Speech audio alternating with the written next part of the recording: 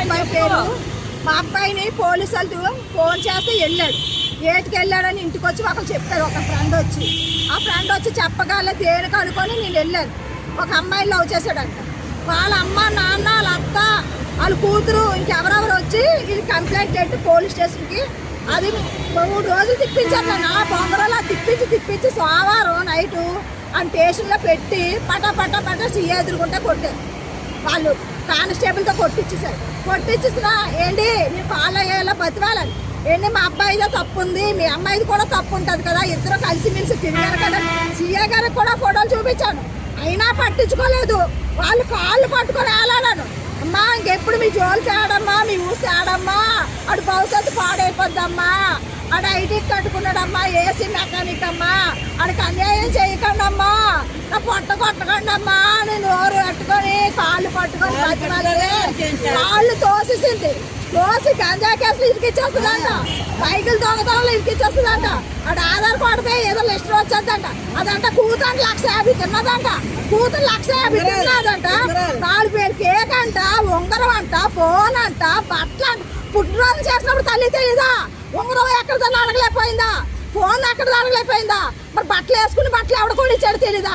Chocolate ఇస్తే వెళ్ళిపోయిందని వెనకతల కూతురు. మరి ఎంతమంది చాక్లెట్లు ఇస్తే వెళ్ళిపోతుందా? మరి మాకైతే న్యాయం జరగాలి. జరగకపోతే మేము ఊరుకోము. వాళ్ళందరూ జైల్లో పెట్టాలి. జైల్లో పెట్టకపోతే మేమైతే ఒప్పుకోము. ఇంకా ఏం చేస్తారో మరి. ఏంటి ఇన్ని చట్టాలు ఉన్నాయి, ఏ చట్టం? పోలీసు వాళ్ళు బతకాలి. బాబు వెళ్ళిపోతున్నాడు. బాబు 3 లక్షలు డిమాండ్ చేస్తుంది. మళ్ళీ డబ్బు మా దగ్గర. డబ్బు ఇస్తానంటే వాపస్ తీసుకున్నదంట. అంటే డబ్బు ఇస్తే కూతుర్ని పడుకోబెట్టేస్తుంది ఎవరి దగ్గరైనా. అలా పడుకోబెట్టేది డబ్బు ఇస్తే. మేము డబ్బు ఇమ్మని అడిగింది, మమ్మల్ని డిమాండ్ చేసి. బాబు వెళ్ళిపోతున్నాడు బాబు కాళ్ళ బతకాలని పోలీసు వాళ్ళే కదిలేరు కాదు. ఏ పోలీసు వాడును ఇప్పుడు వచ్చేసారు 100 పోలీసు వాళ్ళు. నా కొడుకు వెనకాతల 100 పోలీసు వాళ్ళు వచ్చారు. ఇప్పుడు ఎందుకు రావాలి? ఏంటి భయం వాళ్ళకి? ఏంటి భయం? ఏంటి? అందుకే మాకు న్యాయం జరగాలి.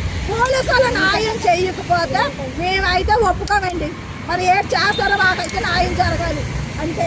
మాకు ఏంటి నాకు అది పిల్లలకు అనుకోలేదా? గొడ్రాలు అది గొడ్రాలా? అసలు పిల్లలకి ఫోటోలు కూడా ఉన్నాయి, ఇద్దరు ఫోటోలు కూడా ఉన్నాయి. ఇద్దరు కలిసి ఆ ఫోటోలు కూడా సీఏ గారిని చూపించాను, అయినా పట్టించుకోలేదు. వదిలేసి దోసిస్తారు. మరి దోసిస్తారంటే పిల్లలు అలా వదిలేసి అందరు పిల్లలు అలా గోతులు ఎట్టేస్తారు మగ పిల్లల్ని. అంటే ఆడపిల్లలు మీరు భయాలు చెప్పుకోకండి, ఆడపిల్లలు మీరు చెప్పుకోవాలి. ఆ భయాలు మీరు వదిలేయండి. రోడ్లు అయినా డబ్బు తెస్తారు కదా ఆడవాళ్ళు, అలాగే డబ్బు తెస్తారు. ఆడ దగ్గరికి వెళ్ళి డబ్బులు తెస్తారు. తిరగేసి ఇక్కడ బ్యూటీ పార్లర్ ఉంది, ఆటో స్టాండ్ దగ్గర, బస్ స్టాప్ దగ్గర ఆవిడది బ్యూటీ పార్లర్ ఉంది. మరి బ్యూటీ పార్లర్ కూడా అలాగే నడిపిస్తుందేమో, కూతురు నడిపించుకోవాలని నడిపిస్తుంది. అయితే అక్కడ కూడా మాకైతే అన్యాయం జరగదు. న్యాయం చేయకపోతే మాకైతే బ్యూటీ పార్లర్ కూడా ఒకసారి పిలిచి కొట్టిందంట. ఆ విషయం కూడా అదే వాళ్ళ ఫ్రెండ్స్ కూడా అరెస్ట్ చేశారు. చేసినప్పుడు స్టేషన్లోకి వెళ్ళాను. ఏం బాబు నా కొడుకు ఎలాగా మాకు ఎట్టేశారు, ఈ పిల్లలు కూడా చాక్లెట్ బిస్కెట్లు ఇచ్చాడా, వీళ్ళే వాళ్ళ ఫ్రెండ్స్ కూడా పిలిపించారు, నా కొడుకు ఎలాగా పోయాడు, వాళ్ళు ఎందుకురా బాబు పిలిపించారంటే అప్పుడు వెంటనే నా పిల్లలు పంపించారు బయటికి. లేకపోతే వదలను అనుకొని వాళ్ళు కూర్చున్నారు.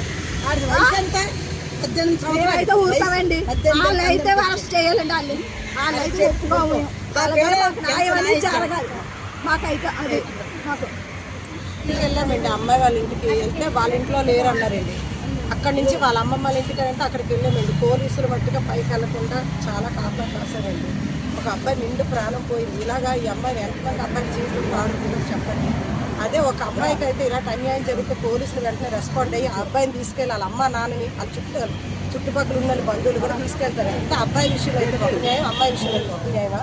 ఈరోజు ఈ అబ్బాయి జీవితం ఏంది, రేపు పొద్దున ఇంకొక అబ్బాయి జీవితం అవుతుందని గ్యారెంటీ ఏంటండి? దానికి తగిన న్యాయం నలుగురిని రిమాండ్లోకి తీసుకొని అరెస్ట్ చేయాల్సిందిగా కోరుతున్నాం. మరి రిమాండ్లో అబ్బాయి ఇంకేమీ లేవండి.